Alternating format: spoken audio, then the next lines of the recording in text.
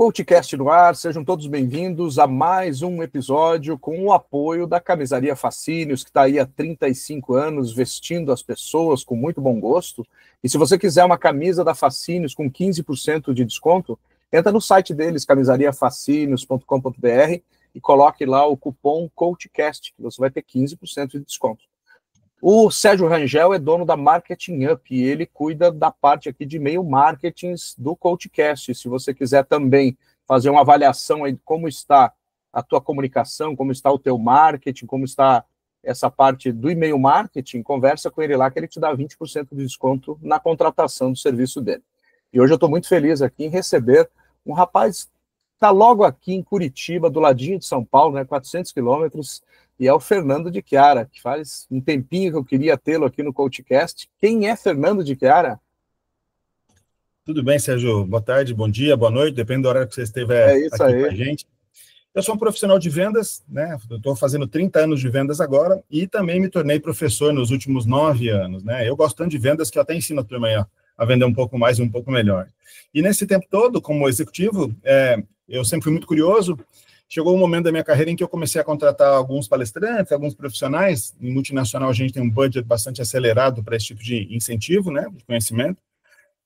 E eu comecei a perceber que estava tudo muito igual, Sérgio. Estava tudo muito parecido. Falei, caramba, mas tive um insight. Falei, cara, se o que eu sei todo mundo sabe, quanto vale o que eu sei? E a resposta foi muito ruim, muito pouco, vale muito pouco isso, né? Então, agora, se o que eu sei ninguém sabe, quanto vale o que eu sei? E meu time de vendas era um time composto por 616 vendedores, né? 613, chegou a 620, mas a média foi 613. O que não é um inferno, mas é a porta de entrada ali, né? Porque é muita gente para fazer gestão, né? Então, a cadeia de comando, a cadeia de gestão era bastante longa e a gente tinha alguns insights aí que ajudavam a gente a ter bons resultados. Mas, pelo fato de eu ser curioso, eu comecei a estudar neurociência. Comecei a ver, fui apresentado por um amigo a neurociência. Eu falei, caramba, dá para aprender alguma coisa com isso aí. E a entrada da neurociência foi a neuroeconomia, onde a gente tinha os vieses cognitivos, né? Então, os vieses cognitivos.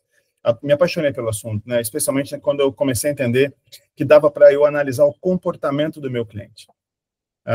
Me aprofundei nos estudos e criei um modelo de negócio com neurociência aplicada a vendas, né? Eu trouxe do marketing, emprestei do marketing alguns conhecimentos, neuromarketing, da neuroeconomia, da neuroliderança, o neurobusiness como um todo, me ajudou muito a trazer insights para isso. E a gente conseguiu virar um negócio de 3 milhões de dólares para 25 milhões de dólares, movimentando todo o time com relação ao entendimento do comportamento do cliente de fato e usar estratégias de negócios que ajudassem a proferir melhor resultado no campo. E aí, é isso, né? Eu sou membro da Academia, da Associação Americana de Marketing, sou membro da NMSBA, que é Neuromarketing Science of Business Administration, é uma associação internacional de neuromarketing focado em negócios, e também sou embaixador de neurovendas do Brasil pela Neurobusiness Society, foi um prêmio que eu ganhei recentemente, uma honraria que eu ganhei da Neurobusiness Society, que é a maior organização de neurobusiness do Brasil, né? Neurociência aplicada a negócios.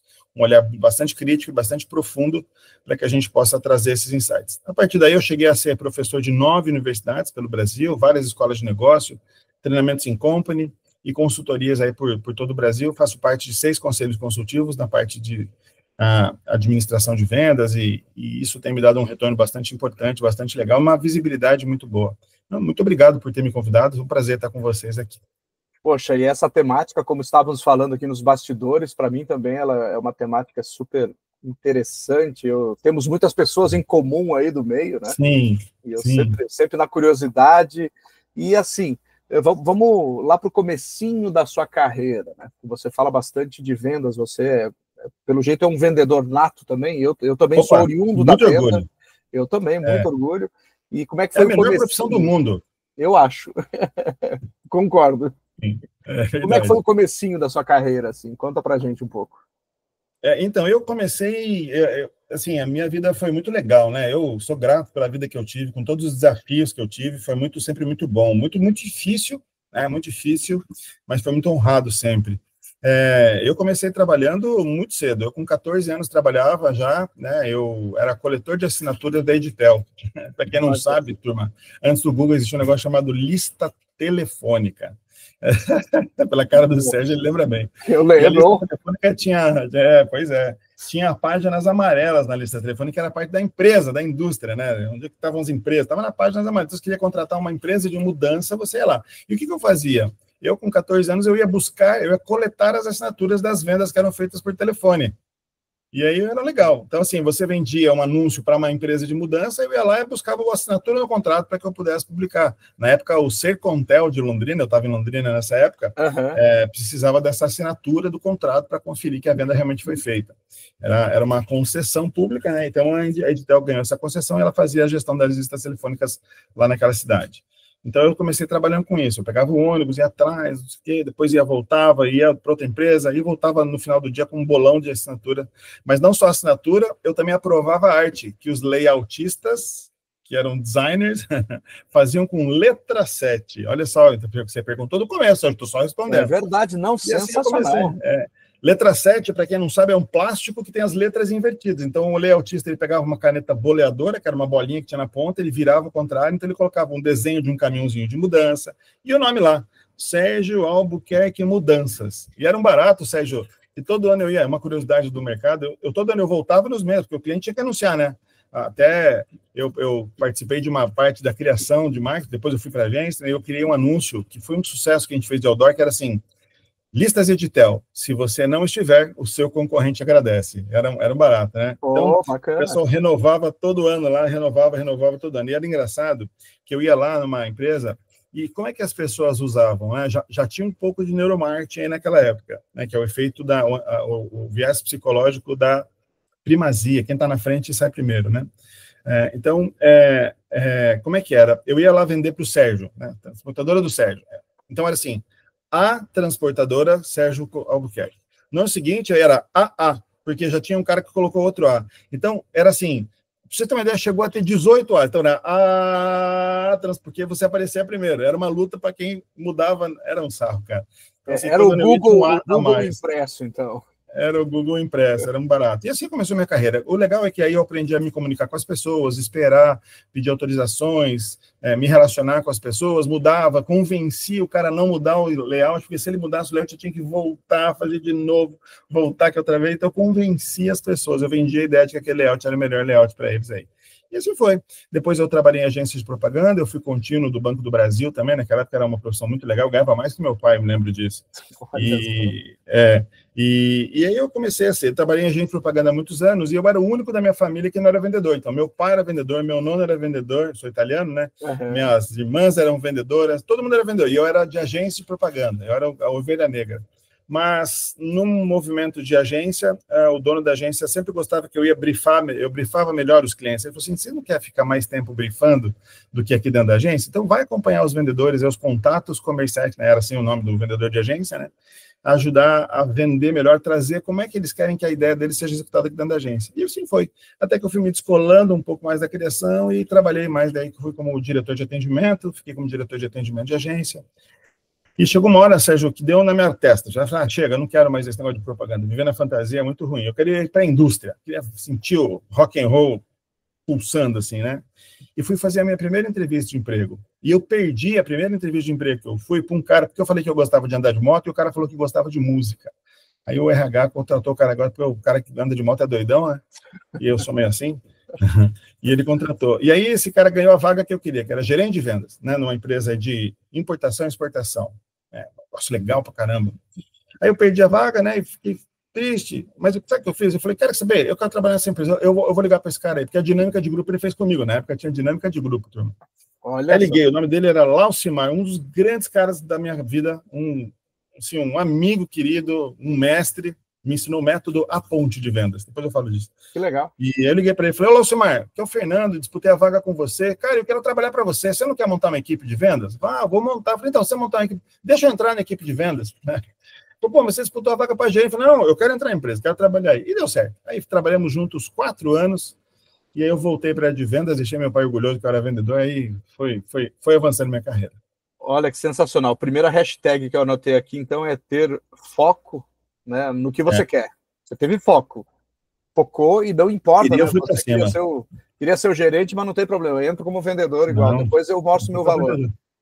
E eu cheguei lá gerente de exportação. Porque a empresa era de importação e nós abrimos uma exportadora para vender produtos brasileiros para fora do Brasil. E o dono da empresa pediu para que eu encampasse à frente desse negócio. Daí nós fomos para Cuba, República Dominicana, Equador. Nossa, nós viajamos a América Latina inteira vendendo produtos brasileiros, foi bem legal. Que bacana, que bacana. E a decisão da tua faculdade, qual foi? Só para inspirar a galera que está aqui nos vendo ou nos ouvindo. Eu fiz bacharelado em informática na PUC, mas aí, cara, não gostei. Achei muito chato isso. Era muito técnico. Eu não falava com ninguém. Eu só ficava fazendo no computador. E eu estava vendo uma entrevista do Nizam Guanais, dono da DM9, que ele falou o seguinte, que para trabalhar com propaganda e marketing, você tinha que conhecer a empresa. Então, ele achava que propaganda era um curso tonto, mas que você devia fazer administração. E eu fiz. Me inscrevi, passei na Federal e passei na FAI, a Business School FAI. A Federal era um pouco mais acadêmica e a Business School FAI tinha mais que eu buscava, que era o business, né? Eu queria entrar no mundo dos negócios. E aí fiz a faculdade, entrei em 98 na faculdade, eu já tinha 24 anos, na minha segunda faculdade, e saí de lá em 2002 formado. E a faculdade de administração naquela época eram 5 anos, porque você já saía com uma especialização, e a minha, obviamente, foi em marketing e negócios, né? Que era o que eu queria fazer. Que legal. E quais mudanças você viu daquela época no marketing, principalmente, né, para agora? Muitas. A principal mudança que eu tenho visto, Sérgio, no marketing especificamente, é a falta de conhecimento das pessoas, né? As pessoas entendem hoje que marketing é digital. E o digital é mídia. Mídia é meio, do latim, né? Então, o meio de comunicação digital é um dos meios, mas você tem vários outros meios. E eu sempre ouvia que quando viesse a TV, o rádio ia mudar, ia morrer, daí a internet veio e ia matar a TV, e a TV continua. Então, assim, as pessoas não entendem que marketing não é divulgação. Divulgação é uma das partes importantes, claro, do marketing, mas existe um plano de negócio, um plano de empresa, conhecer negócio, conhecer cliente, entender quais são as demandas dos clientes. Isso tudo, né? Quando a gente fala dos 4 P's do marketing do professor Philip Kotler, as pessoas nem sabem do que eu estou falando, né? E essa história, tudo bem que é um pouquinho defasado esse conceito para alguns profissionais, mas, cara, eu não consigo, velho. Eu acho sensacional isso ainda, sabe? É muito aplicável. Como é que você vai vender alguma coisa para alguém? Porque marketing e vendas nos Estados Unidos são muito próximos. Aqui no Brasil a gente distanciou um pouquinho mais. Mas marketing, uma das principais diferenças que eu via no marketing é que o marketing era antagônico a vendas. As pessoas que trabalhavam com marketing eram antagônicas a vendas, e vendas também. Então, o marketing achava que o vendedor era um bando de cara que viajava de avião, almoçava em restaurante chique, ficava em hotel, né, andava pra caramba de carro, né? E vendas achava que marketing era um bando de maconheiro que ficava lá sem saber o que fazer, achando que você viajava no cliente, mas não sabia nada do que o cliente queria de verdade. Era muito engraçado isso. E, cara, hoje em dia, o marketing e vendas, se eles se dissociarem, não funciona. A engrenagem, o sistema, a empresa precisa que marketing e vendas estejam extremamente bem azeitados, né? Para que a empresa possa ter mais vendas e mais negócios. Então, assim, a profissão de marketing, o profissional de marketing precisa olhar. Tem muita gente boa, tá? Cara, tem Célia Lindsay, tem a Gislaine Muraro, tem milhares de profissionais, o Luciano Pereira, milhares de profissionais muito bons aqui. Quem você quiser indicar também para vir para cá, por favor, indique que eu vou atrás. Todos eles. Todos eles. Só você fazer a ponte aí, a gente... Professor Luciano Pereira, meu sócio, meu colega, meu irmão, meu querido amigo, um gênio do neuromarketing digital. O cara fala de neuromarketing aplicação no digital. Cara, um gênio, fora da casinha total, mas um cara que traz resultados expoentes para os clientes. Aí tem a Gi, né, que é a Gislaine Murado, do marketing facilitado. Ela, inclusive, criou o marketing facilitado de acordo com a minha frase, né, onde eu sou conhecido, que é o tem que ser fácil fazer negócio com você. Mas marketing é difícil, vou facilitar. E a Gislaine Muraro, ex-diretora de marketing do Grupo RIC, aqui no Paraná, que é a Rede Record. Hoje ela tem a GMKT Marketing, minha parceira, a gente faz pesquisa junto de mercado, muito boa, uma excelente profissional, tem um programa na rádio aqui também, uma excelente. Tem a Célia Lindsay, que criou vários negócios, várias empresas que trabalham com marketing sustentável. Cara, é muito legal. Tem muita gente boa. Sensacional. Você estava falando do... Esse afastamento me impressionou um pouco, porque as empresas têm dificuldade de dar resultado porque não entende marketing. Quando você entende o marketing, a empresa consegue dar resultado mais fácil. É verdade. Até você citou aí o Philip Kotler, né? Ele mesmo já trouxe um conceito dos 4 Cs também, né? Ele complementa os 4 Ps, né? E tem tudo a ver, eu acho. Né?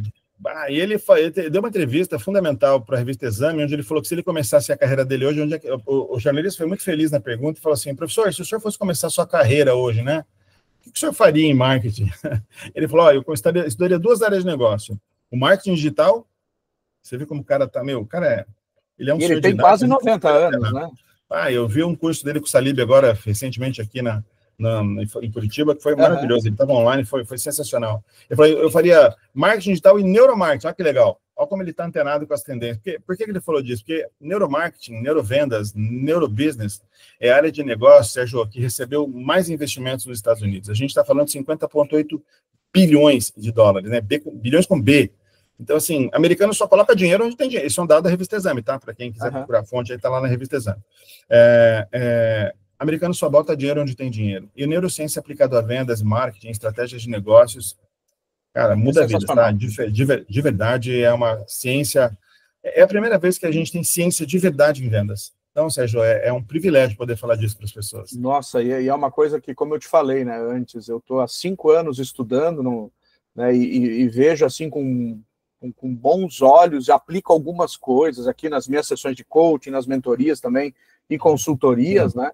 E gosto de estar perto de quem já está na trilha há mais tempo ainda, né? Como a gente falou de alguns nomes aqui.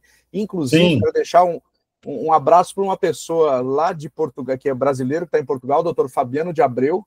Ele eu entrevistei, acho que tem uns 4 anos, né? Ele trabalha com várias áreas também. E eu estava ouvindo um podcast dele eu acho que foi na Exame, se eu não me engano, ou algum outro lugar. Ele falou que tinha algumas pesquisas lá em andamento que falavam da nossa maturidade cognitiva, que estava ali perto dos 30 anos. Eu gostei daquilo, falei, pô, que show, deixa eu trazer esse cara para falar alguma coisa. E agora acabei de lembrar que temos um episódio aí, 2 ou 3 episódios para trás desse episódio aqui, que é a CEO aí de Curitiba, da RH Lovers, a Dani Matos. Ela está aqui também no CoachCast. Grande Dani. São pessoas bacanas. Dani. José Nascimento, que é teu conhecido, está aqui também. Tem várias pessoas, né, que você conhece. Eu assisti um teu que eu recomendo para todo mundo, que é o David Bayer. Achei sensacional. Sensacional. E ele está, se eu não me engano, na Alemanha agora, eu nem lembro, né? Ele tá fora, ou Amsterdã, eu não lembro. Não sei, o podcast dele eu achei assim que foi um dos melhores que você fez. Ele tem conhecimento muito profundo, um cara genial, né? Um cara genial. Recomendo, pessoal. Depois que você assistiu o meu até o final. É isso aí, até o final. Até porque vocês só vão saber informações aqui se chegarem no final desse aqui. As informações, né, para conexão com o de que área, senão não tem informação. Muito bom, que legal. E o que você recomenda hoje, o que você dá de dica para quem está começando nessa área, para quem quer descobrir um pouco mais sobre neuromarketing, sobre se vender, sobre o que você trabalha especificamente? Estudar, procurar fontes seguras, né? Fontes seguras, a gente tem no Brasil muito... O professor Pedro Camargo, que é um conhecido comum nosso, um gênio também, ele fala muito dos neurobobageiros, né? Tem muita gente que fala de bobagem, gatilhos mentais, né? Gatilhos mentais, o pessoal adora falar de gatilhos mentais, eu detesto quando o cara começa a falar dessas bobagens. Porque se o cérebro humano fosse tão simples que nós pudéssemos entendê-lo, Sérgio, ele seria tão simples que nós não poderíamos entendê-lo. O cérebro é muito complexo para você tentar trazer uma visão tão frágil dele, né? Então, se fala de reciprocidade, escassez, autoridade, comprometimento e consistência, né?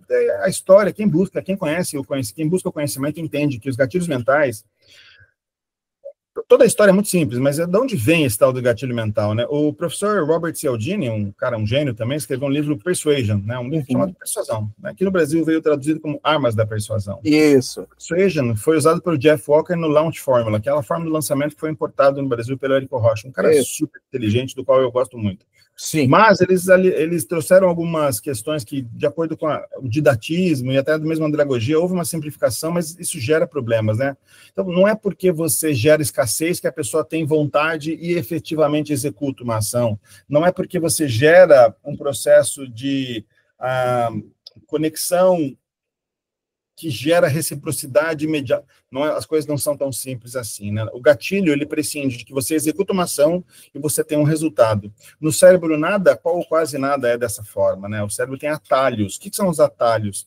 O cérebro detesta gastar energia.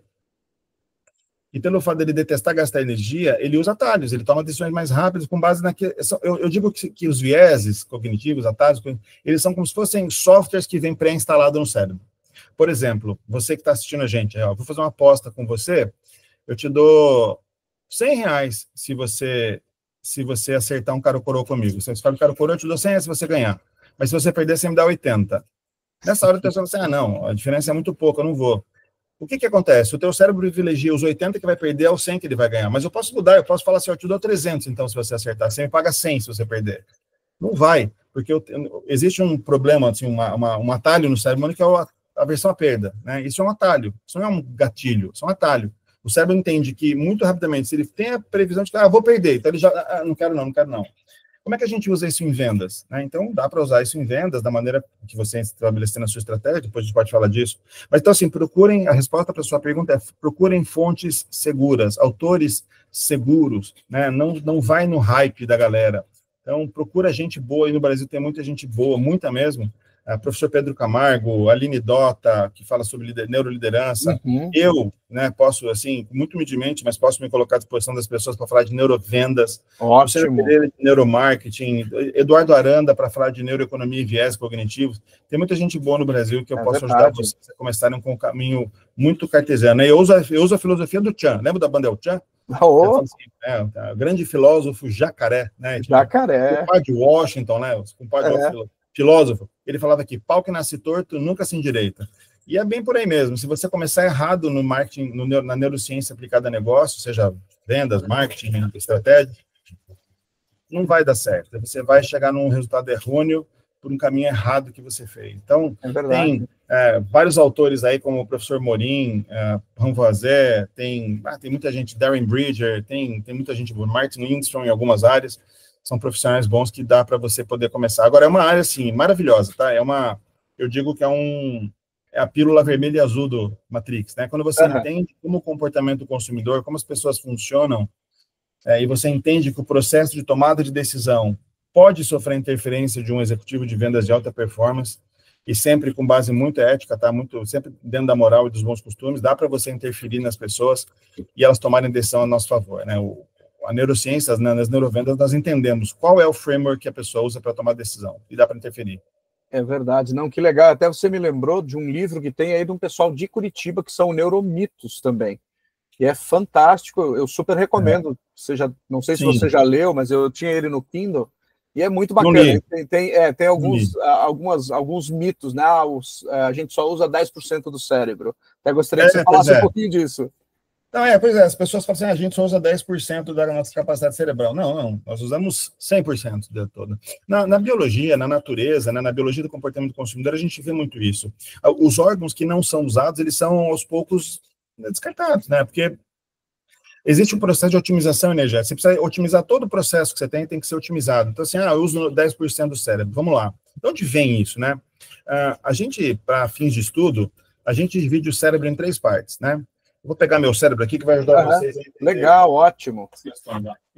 Vai derrubar meus livros ali, mas não tem problema. Não tem problema. Esse é o nosso cérebro aqui. Esse é o nosso cérebro. Então, nós temos aqui, no meio, onde você vê esse arco aqui, que inclusive chama-se arco cingulado, nós temos o sistema límbico, que é o sistema onde você faz a gestão das suas emoções, e aí você tem o tronco encefálico, que antigamente chamava-se de cérebro reptiliano. Eu adoro esse termo, tá?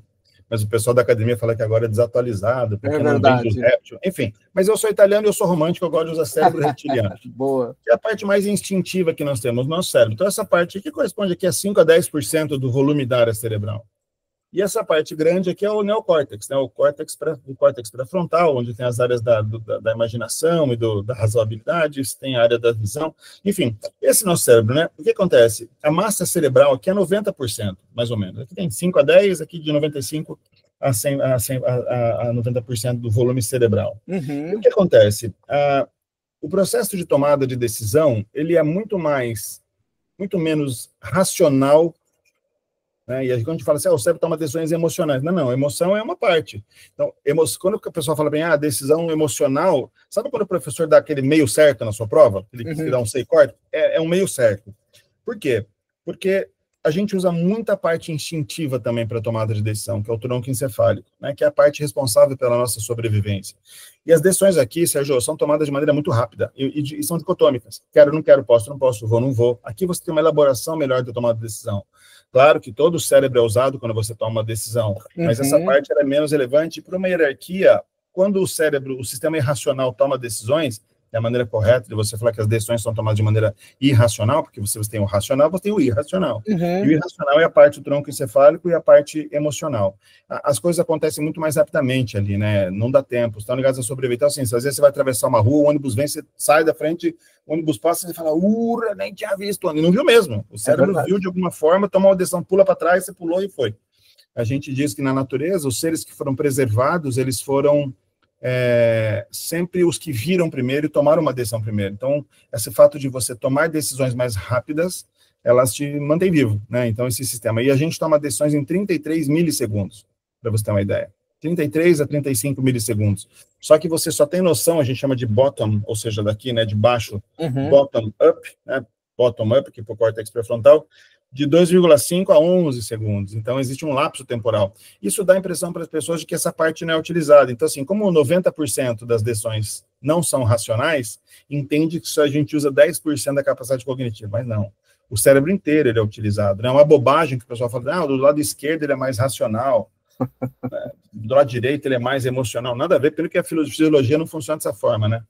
Mas, ainda que assim fosse verdade, para que serve essa informação? Se você vai falar de matemática, você fala no ouvido direito, se você falar de emoção, não serve para nada, é tipo da informação, nada, né? E as pessoas adoram falar dessas coisas, assim, né?